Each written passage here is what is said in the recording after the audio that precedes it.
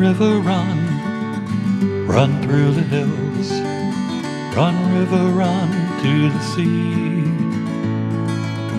Run, river, run to your place beneath the sun. Run, river, run over me.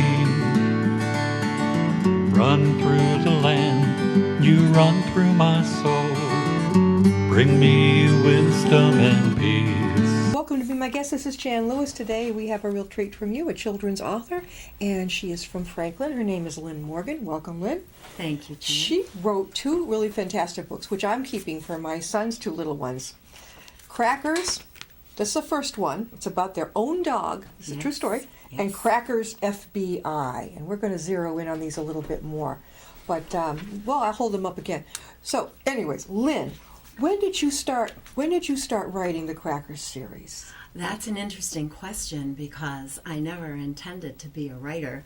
But what happened, Jan, was when my husband was working, I retired from teaching after 25 years, and my children were grown and gone, and I basically was left alone in a large house, and so I decided I needed to do something productive. And I loved the dog Crackers. He was my firstborn, is what we said about him. And so I decided to write all the adventures of Crackers, which there are many. And you were pregnant. You were expecting your first child when Crackers. Now, this was the very first book, the gray one that I held up. This one is, it's actually, who was your illustrator? They did a great job. Yes, my illustrator, actually, the Crackers FBI illustrator was, I think, very talented. And I have pictures. Her name was Linda Shaw, and she is from Ohio. Mm-hmm. And this is a chapter in the second book, Crackers FBI, where Crackers gets skunked. And I can tell you a little bit about that. Go for it. All right. Well, as I was telling Jan earlier, my husband was stationed in Brunswick, Georgia, in the Navy, and I was very pregnant with our first daughter, Stephanie. After Stephanie, a year later came Kendall. After Kendall, a year later came Laura. And I, for some reason, wanted a puppy. And who doesn't? I know, everybody loves I want puppies. one too. And so we got Crackers, and he would play every Saturday morning. As the children grew, we moved to Franklin, and he would play every Saturday morning with the neighborhood children. We lived on Bryan Road, and they were known as the Bryan Road Kids. And they would throw a ball up the hill, and that was the way the game started. Crackers would run after the ball, get the ball, and while he was chasing the ball, they were scattering and hiding. And he would run after them and actually kind of tag them, put the ball at their face or whatever. And what happened was one day, Crackers came into contact with a skunk. Oh, yes. She's going to read a little bit to us on this. I would love to. Thank you, Jan.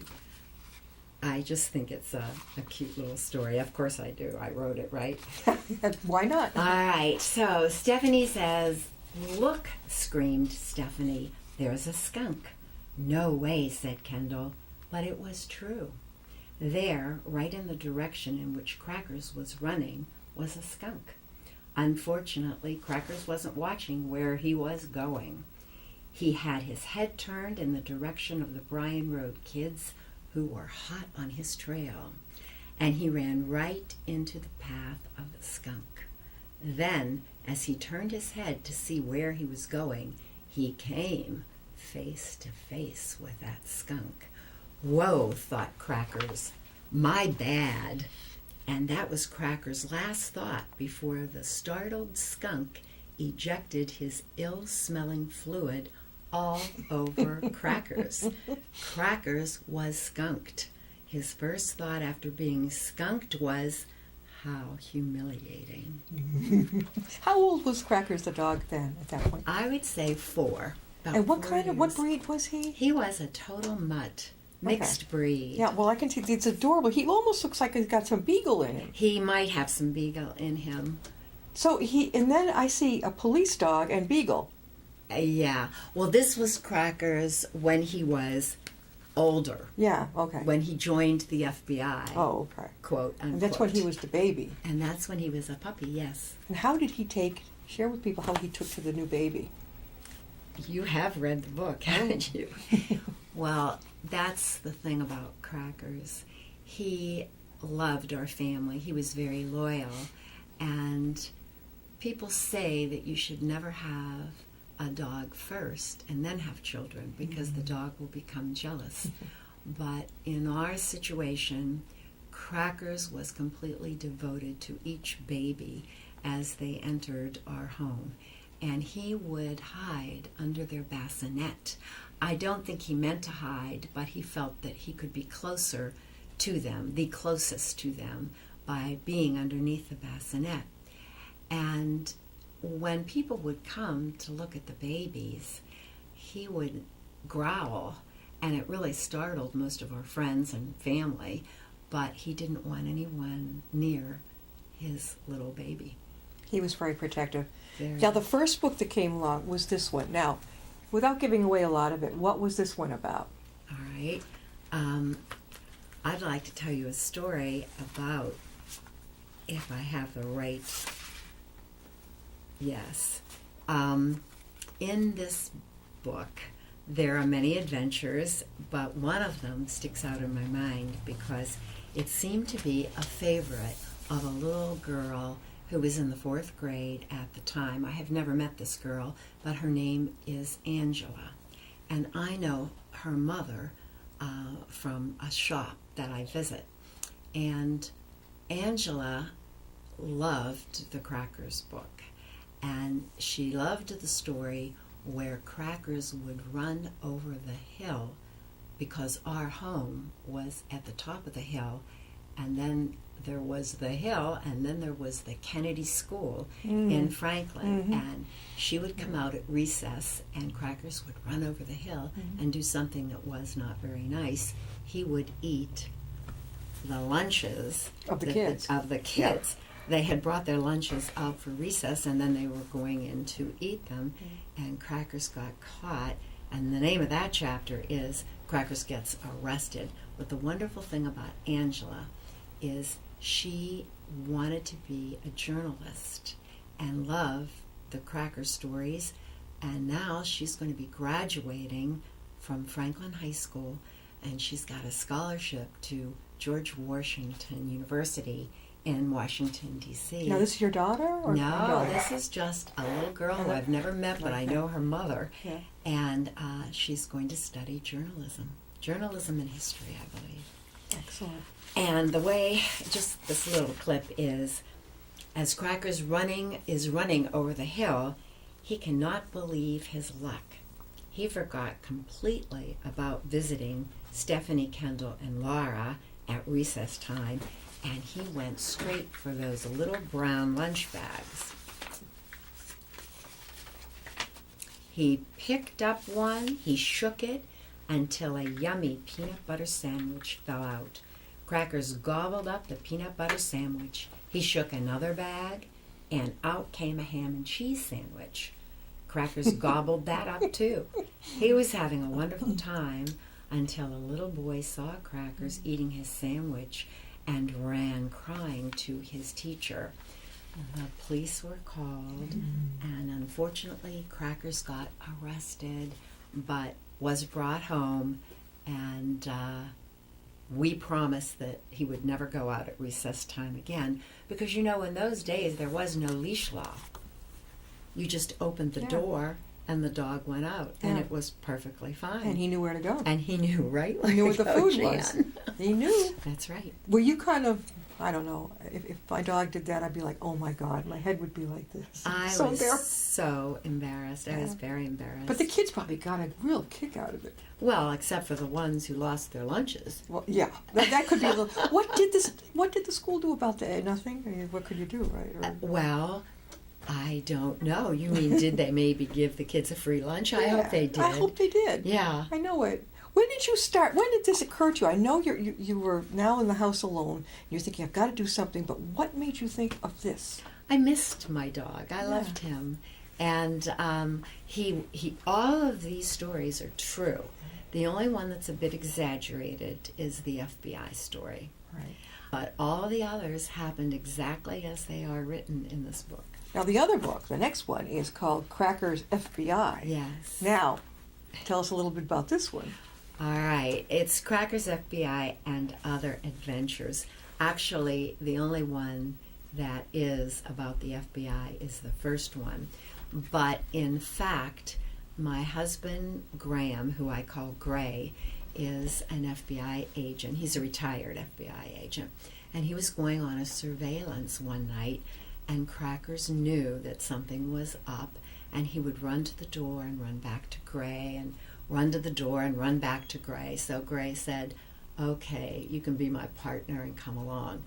But he had to be very quiet, and they were in the FBI car. Well, what happened was actually that Crackers remained in the car, but in the book I have Crackers chasing down the bad man and saving the day for the Bureau. And I can read this part. I am very pleased at the way you have helped my men apprehend this criminal, said the case agent. Because of your outstanding performance in this case, I am making you an official member of the FBI Dog Squad. Crackers was wagging his tail so fast it looked as though it might fall off. He looked up at Graham and saw Graham looking back with a very special look in his eyes. Crackers never felt more proud in his whole life than he did at that moment. Is there going to be another Crackers coming up? Wow. Well, I'd like there to be, but we have a story about that. yes, we do. Why don't you share that with the fellow authors out there? If you're a new author, whatever, beware. Go ahead, tell us about this. Well, when I went to get my books published, I was sought after very quickly by a person that we will not mention, who I really relied on, and he was so friendly. This was all through the email. I actually met him. My husband and I went to California for a family reunion, and we visited him there. And he was more than kind to me. He did, I think, a great job on the covers of the books and the books themselves, but it turns out that he's wanted for fraud. Oh, God. And he wasn't a very honest man, and I had to disassociate myself from him. And my books, which are on Amazon, I had to put a halt to having them be sold, because it would be Mark, that's his first name, who would publish them and receive the royalties. And I couldn't let that happen. It had happened for too long already. So until I find a new publisher, and I really haven't been looking, I'm thinking of doing something on Create Space, Right. which I know you are familiar with, Jan, and I have to learn how to do it first. And then Amazon can be my publisher. And my books were in bookstores throughout the country. I've looked them up. I've seen them there. I've had to stop the sale of any of them. I have no idea. He told you that they were a big hit in London, but you never saw the royalties. Never saw any royalties. Yeah, no, not at all. That's not good. No. No, I'm glad you got out of it when you did. Thank you. Yeah. And you told me that you give presentations. Where have you been, and where do you want to go? Well, I've been to schools all over the area, I've been to the charter school in Franklin, many schools in Franklin. I taught in Hopedale for 25 years. What years did you teach? I mean, what grades? I actually was a Spanish teacher. That was my major. But I wrote a program for elementary age children in Hopedale and worked 2.5 days a week when my children were young. And they were in school, but they were still young, and I wanted to be home. So I started there from 3rd grade. So I suppose I've taught 3rd up through 12th grade. And That's a lot. that's a A lot of patience. And what's interesting is you become a different person with each age group. Yeah. When you're teaching the little 3rd graders, you're kind of like Mary Poppins. Yeah.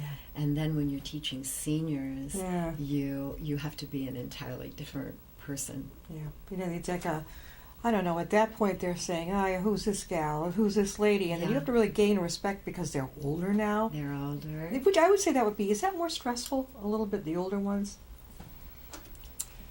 I think maybe my favorite group of all was middle school, which is mostly the feared group by teachers. But I found each group very interesting. I loved teaching. I can tell. I really loved it. And that doesn't always happen either. Definitely So not. I feel very fortunate. Your children were lucky. When these were published, they were already grown. Am I They were right? grown. Do you have grandchildren? Not yet. I have 6 grandchildren. 6 grandchildren. Okay. And you've read them to them? Yes, I have, and their parents have, and they don't think it's such a big deal. Really? No, in fact, the children that I read to, or the neighbor children in Franklin, where I was raising my children, they think it's a bigger deal than my own grandchildren do. So. Yeah, so that's Grandma Lynne. And Yeah. That's what she does. And it's like, I think with my own, they just sort of walk in and expect, well, this is just the way it's going to be. And this is That's the fun right. grandma. And she plays a lot, this Yeah. type of thing. Just no big deal. So you are thinking of doing another Crackers. The one thing my grandchildren did ask me about was, why aren't any of our pets in your books? Yeah. And so I said, well, my next book will be about your pets. And there's some funny stories about their pets also. So That is a great idea. Any Yeah. any ideas for your title? yes. What? Can you tell? Can you share? How did you?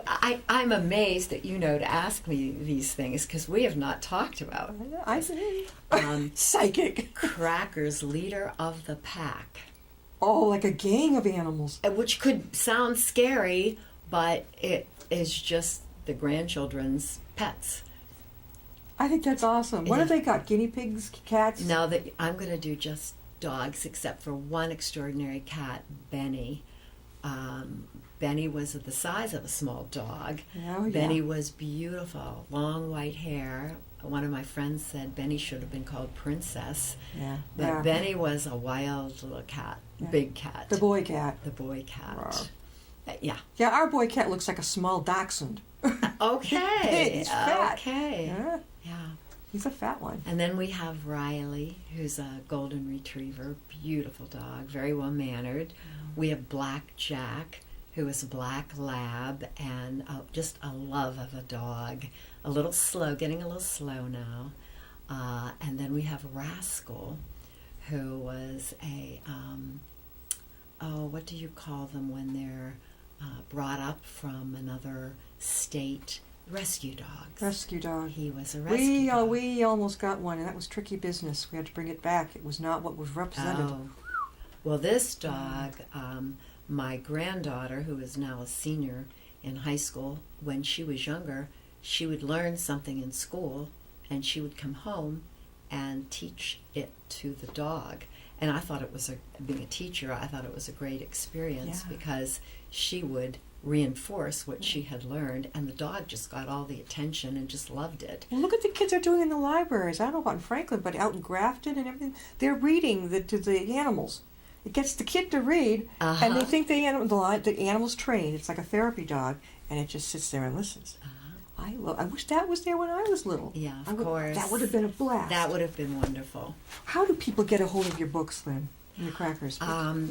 They can go on to Crackers FBI, crackersfbi.com. They could do Crackers L. Morgan, L for Lynn, Morgan.com.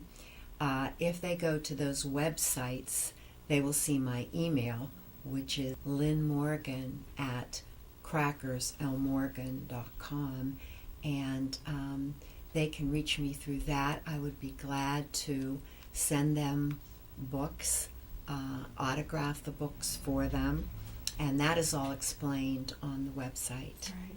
And maybe someday they can get them through Amazon as well. Yes. But this is even better because I can autograph them. Well, yeah, it's a personal thing. And I don't mind mailing them out. I do it all the time. So Now, you give presentations to schools. yes, How about libraries and bookstores? I have done libraries and I have done bookstores. One bookstore. Where have you been? It's in Tatnuck the and Westboro? Friends of in where? Westboro, Tatnuck? It's terrific. No. They love authors over there. All right. I'll share remember that with you too. Milford Library, they do a great job.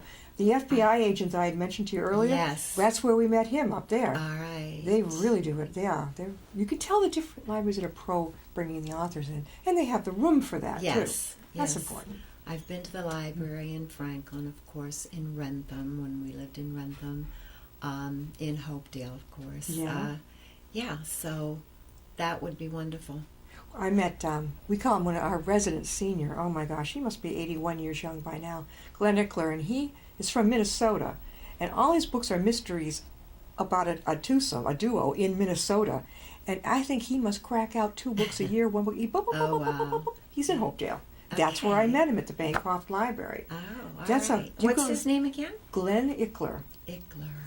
Yeah, he writes something that would be That like sounds the familiar. body fished from the water or something. There's always like a hint of funny, but it's always like a thriller. Uh-huh. He writes an opinion column in the Daily News Sunday.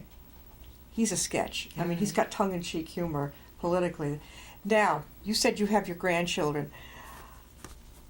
They've all got copies, right? Yes. They've all got copies. Yes. All right. Now, are you in the process of writing the next one?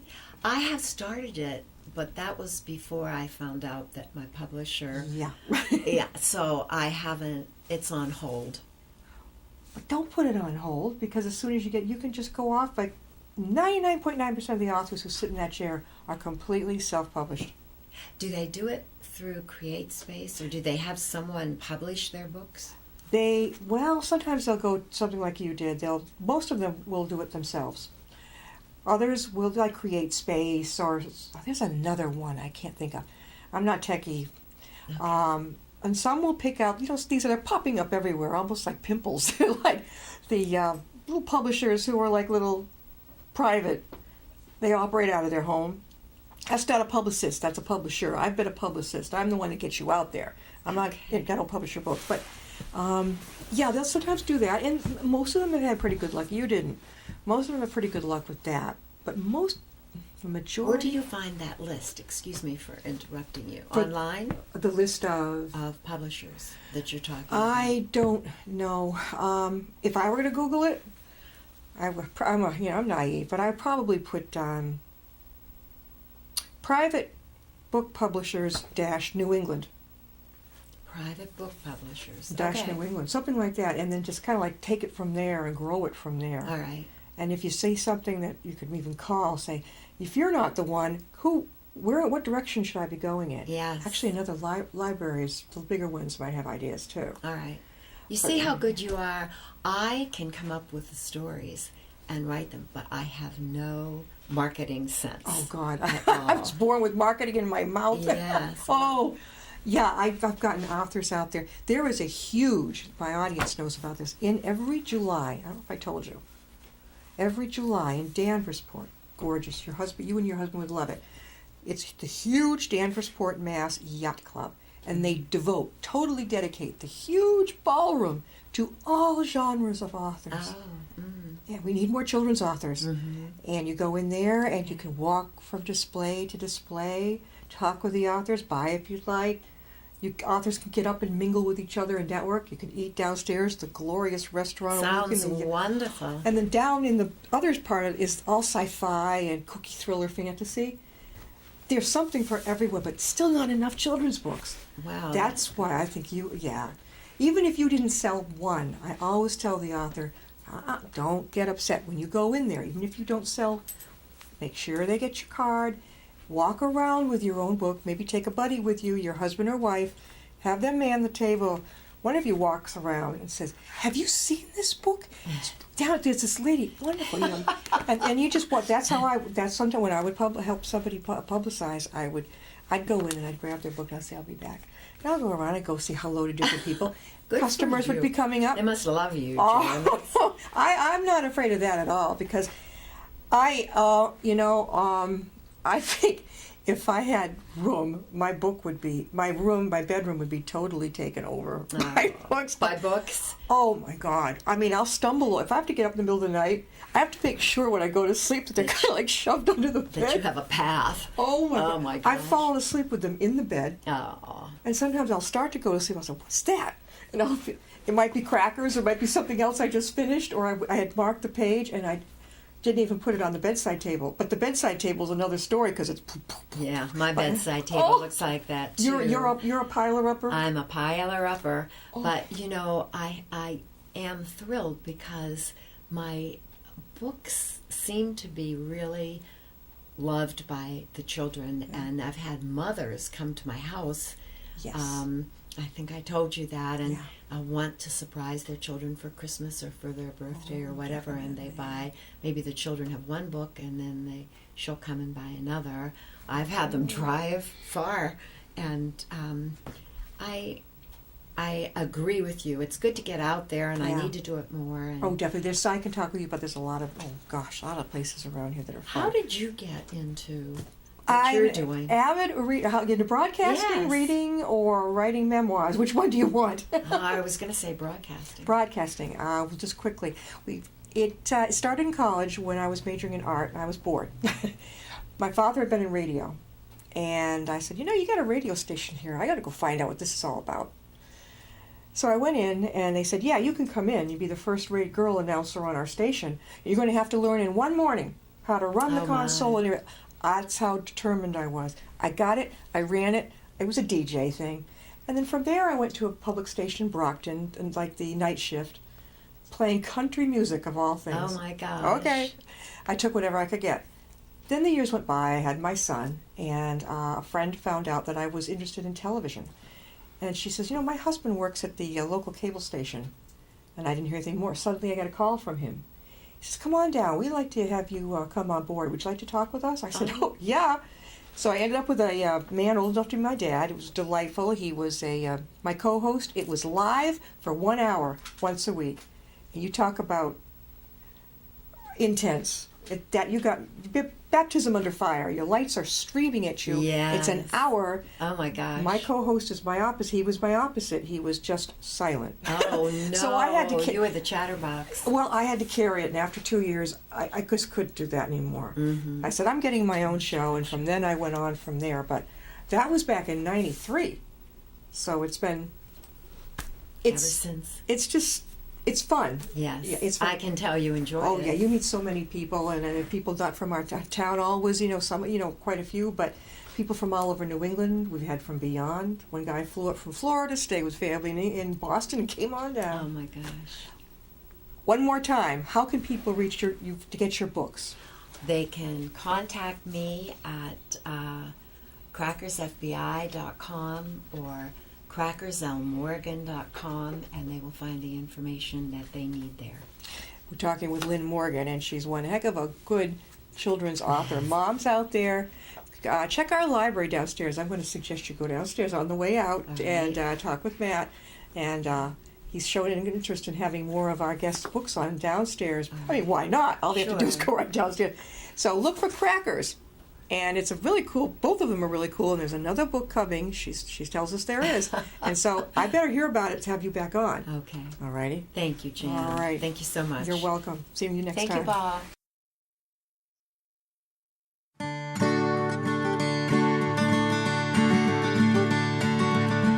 Run, river, run, run through the hills. Run, river, run to the sea. Run, river, run to your place beneath the sun. Run, river, run over me.